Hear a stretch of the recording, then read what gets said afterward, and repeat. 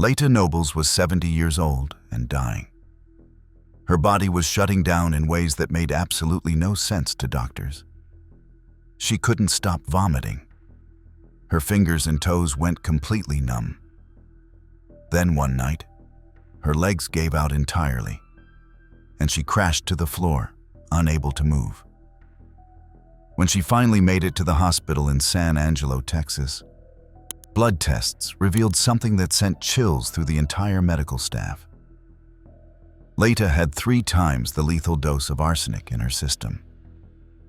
Someone had been systematically poisoning her with a tasteless, odorless substance commonly found in rat poison.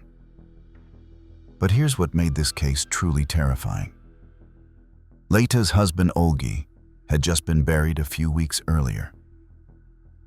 And investigators were about to discover that what they thought was a single attempted ending had actually exposed a serial poisoner who believed he'd committed perfect crimes by burning away all the evidence. He was wrong. After Leta's poisoning was discovered, forensic scientists knew they needed answers fast. Had her recently deceased husband tried to end her life before his own passing? The couple's marriage had been rocky, filled with arguments and fueled by Olgi's drinking problem. It seemed possible, but scientists had a way to check. They turned to something you probably wouldn't think could solve this mystery: Leta's hair. Hair grows about ½ an inch per month.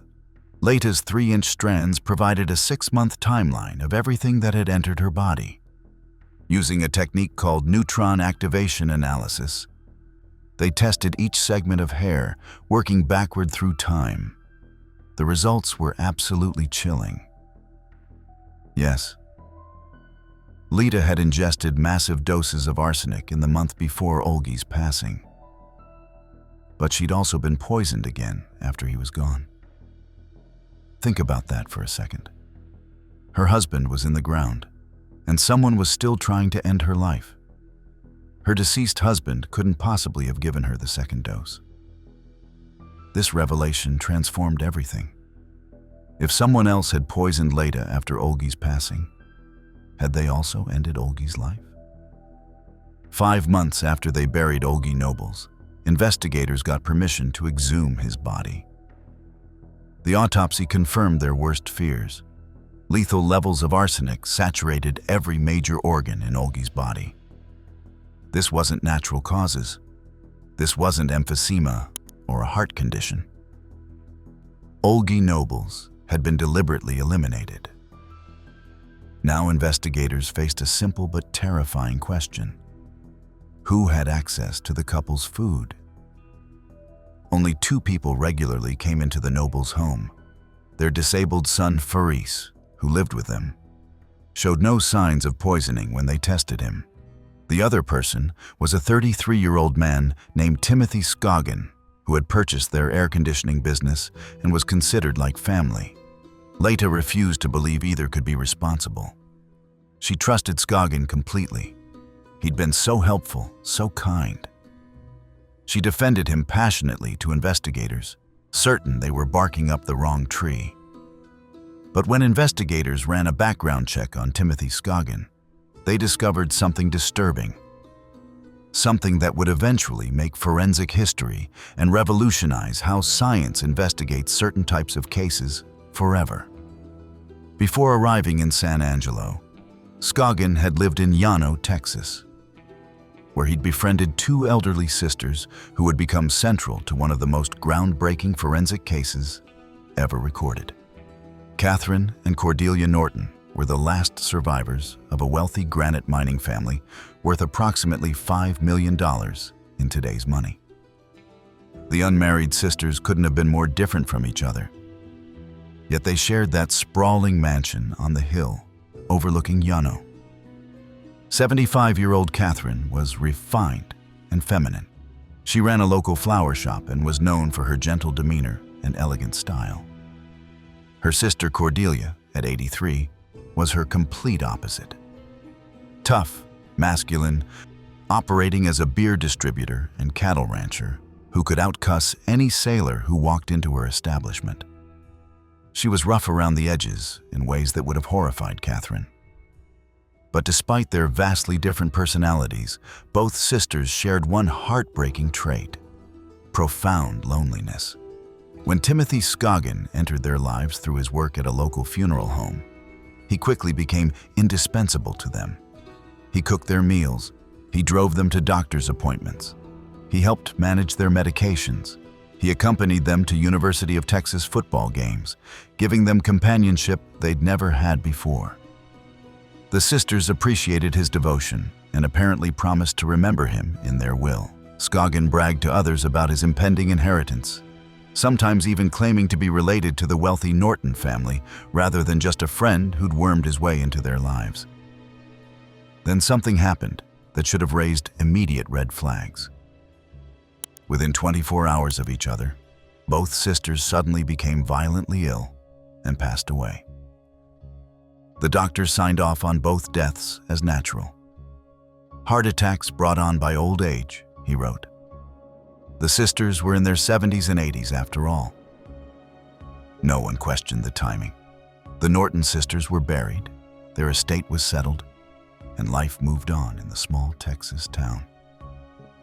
But when investigators learned about Scoggin's connection to the arsenic poisonings in San Angelo, those convenient deaths started looking far more sinister. The sisters' will revealed Scoggin's true motive. Despite all his expectations, despite all the time he'd invested, despite all the bragging he'd done to friends and business associates, the Norton sisters had left him absolutely nothing. $0. Not a single mention in the will. Witnesses described his rage and devastation when he learned he would receive no inheritance. The man who'd spent years cultivating relationships with these elderly women, who'd positioned himself as their devoted companion and caretaker, walked away empty-handed. Investigators desperately wanted to test the Norton sisters' bodies for arsenic, but they faced what seemed like an impossible obstacle. Both women had been cremated. And the cremation orders?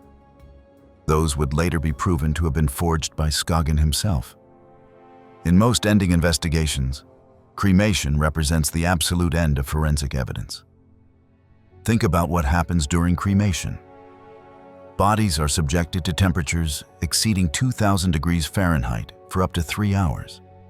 Everything burns: flesh, organs, bone marrow, tissue.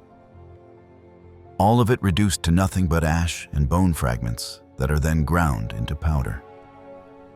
No traditional evidence remains. No blood, no tissue samples, no organs to test, just ash.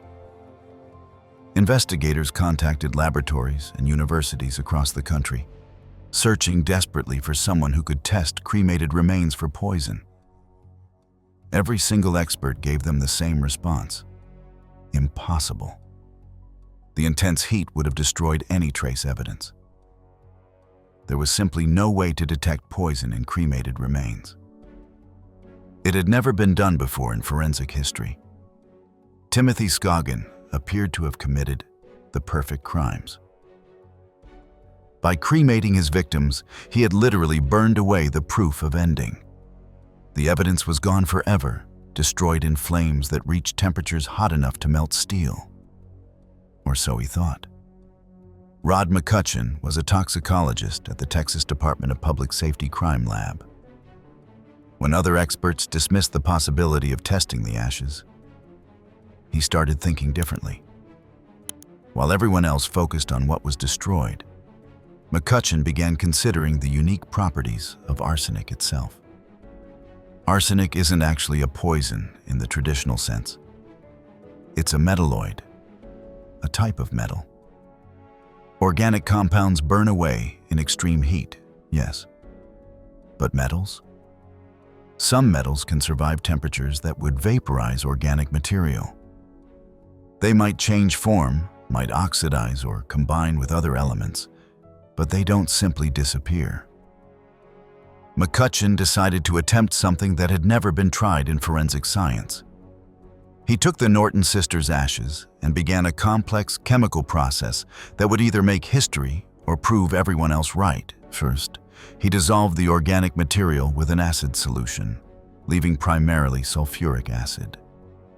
Then, using a technique called colorimetric testing, he added hydrochloric acid and zinc to the mixture. The test was designed to produce a color reaction based on the presence of certain metals. If arsenic was present, the solution would turn purple. The more arsenic present, the deeper the purple color would be. McCutcheon mixed his chemical cocktail and waited. This was it.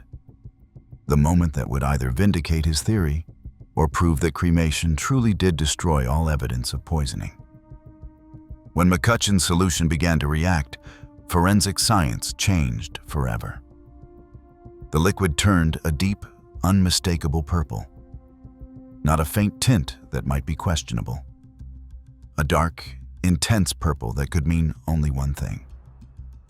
Massive amounts of arsenic were present in the ashes. For the first time in history, scientists had successfully detected poison in cremated remains. What everyone had said was impossible had just been proven possible. The fire that was supposed to destroy all evidence had failed.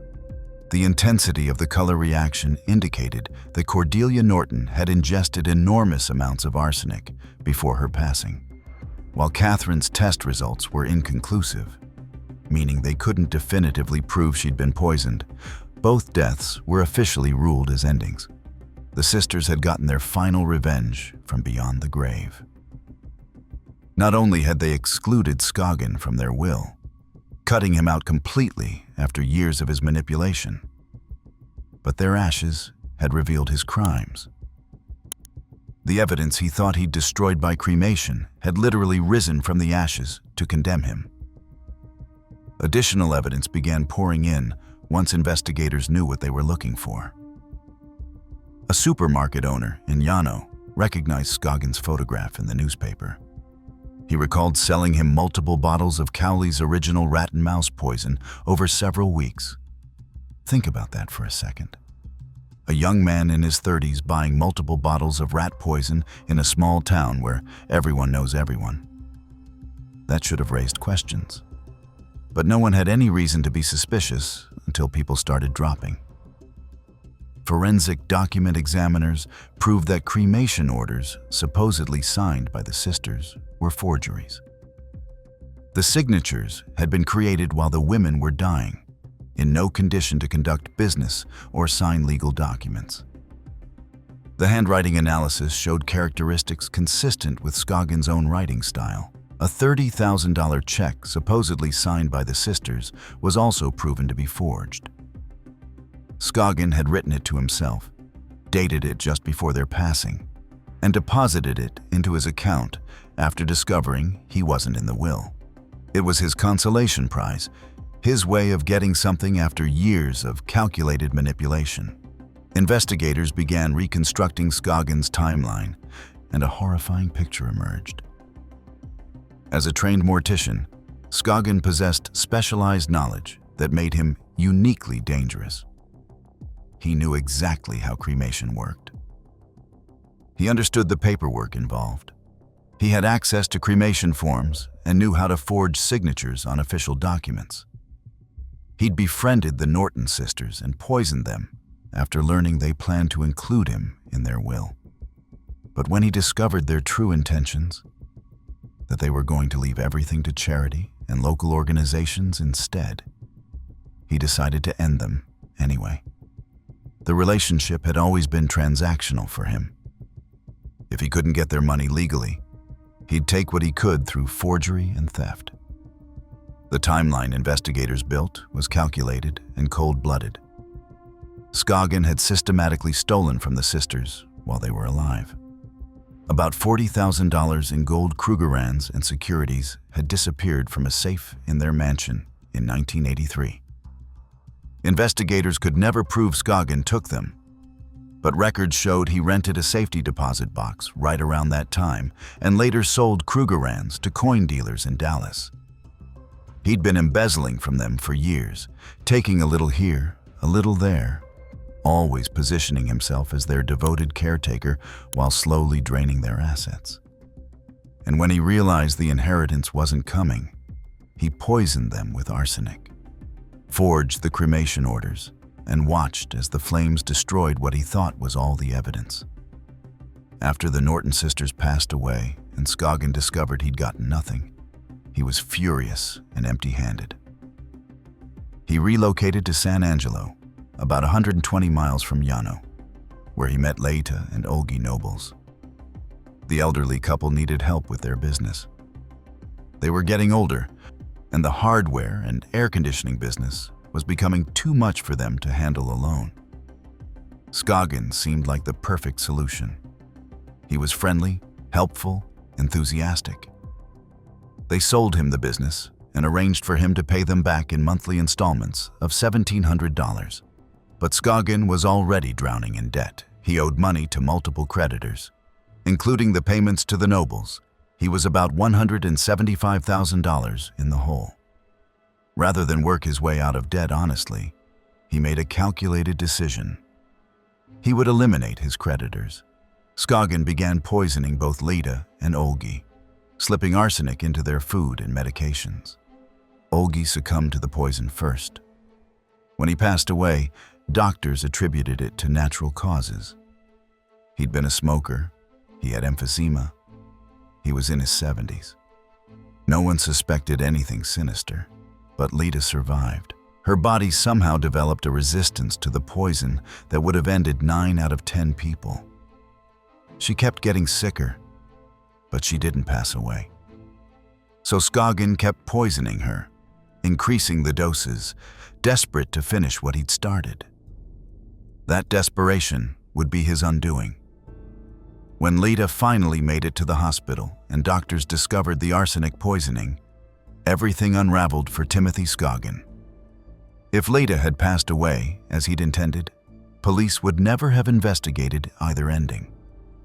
The connection to the Norton sisters would never have been made. Scoggin would have literally gotten away with at least 4 separate endings. But Leita's remarkable survival exposed his entire scheme. Once investigators knew she'd been poisoned, they exhumed Olgi. Once they found arsenic in Olgi, they looked at Scoggin's background. Once they looked at his background, they found the Norton sisters. And once they found the Norton sisters, Rod McCutcheon made forensic history by proving poison could be detected in cremated remains. During the investigation, more details emerged that painted Scoggin as even more calculating than anyone had imagined. While the nobles were still alive, an unidentified person had stolen a large amount of cash from their store.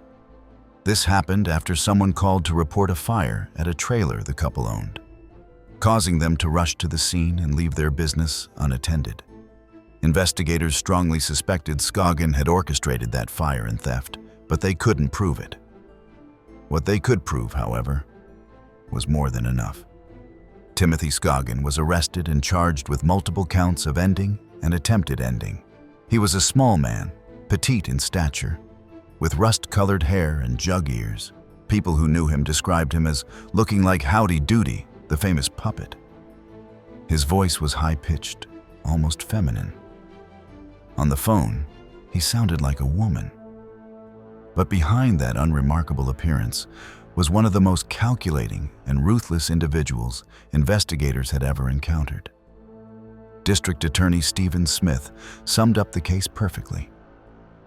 The illness of Leita Nobles and the passings of Olgi Nobles and at least one of the Norton sisters had 3 things in common: old age, arsenic, and Tim Scoggin, their greedy friend. In April 1989, after a trial that captivated Texas, a jury took less than 4 hours to find Timothy Scoggin guilty. The evidence was overwhelming.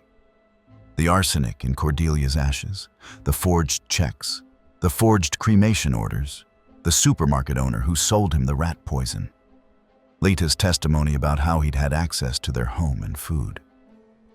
Scoggin was sentenced to 20 years for attempting to end Leita's life. He received a life sentence for ending Olgi. He got an additional 10 years for forging $45,000 in checks and depositing them into his own account. A year later, in 1990, He pleaded guilty to the Norton endings and received concurrent 55-year sentences, plus another 10 years for forgery related to those cases. Rod McCutcheon's groundbreaking work with the Norton sisters' cremated remains revolutionized forensic science in ways that are still being felt today. Before his experiment, cremation meant the end of toxicological investigation. Criminals who cremated their victims could rest easy knowing the evidence was literally burned away.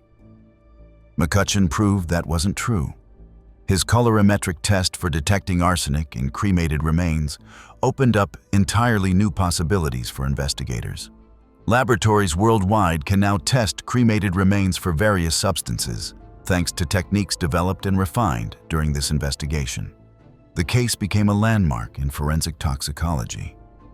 Medical examiners and forensic scientists study it in training.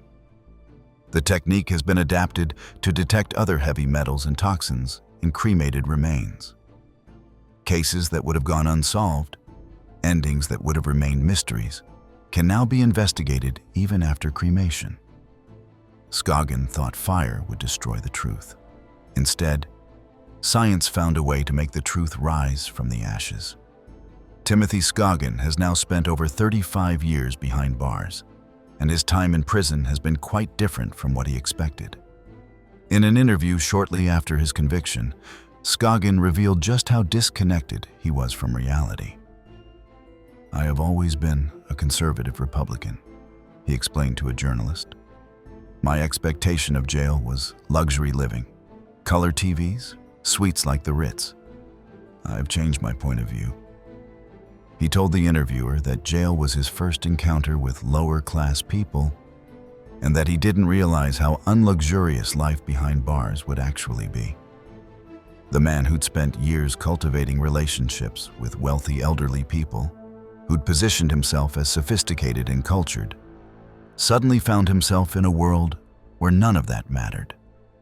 Scoggin is currently housed at the Wynn Unit in Huntsville, Texas. It's a medium-security prison with no air conditioning, which must be particularly miserable in the scorching Texas heat. The facility operates a box factory, computer recovery operations, and the only license plate factory for the entire state. It also produces all the car registration stickers for Texas. The Wynn Unit generates approximately $1 million a week for the state. For a man who eliminated people for money, there's a certain irony in spending his days contributing to the state's revenue while receiving nothing himself. The Texas Board of Pardons and Paroles has repeatedly denied his applications for release. Most recently, in 2020, the board noted his conscious selection of victims' vulnerability and stated that he poses a threat to public safety.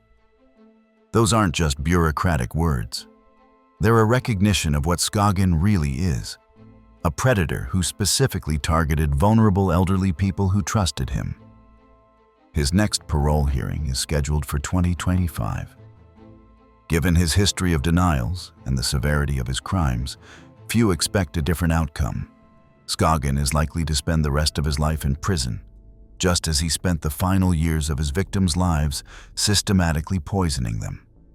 As for Leta Nobles, the woman whose survival exposed Scoggin's crimes and saved countless potential future victims, she lived with the effects of the poisoning for the rest of her life. She appeared on Forensic Files in 2006, confined to a wheelchair and wearing braces on her hands to prevent her fingers from curling up. The nerve damage from the arsenic was permanent.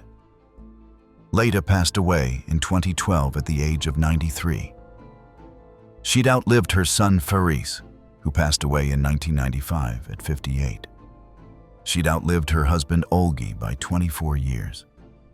And she'd spent those years knowing that the man she'd trusted, the man she'd defended to investigators, had tried to end her life for money. What makes the Timothy Scoggin case so disturbing isn't just what he did. It's the calculated, patient way he went about it. He didn't snap in a moment of rage. He didn't act impulsively. He systematically positioned himself in the lives of vulnerable elderly people, made himself indispensable to them, and then eliminated them when it served his financial interests. The Norton sisters were lonely. They'd never married, never had children.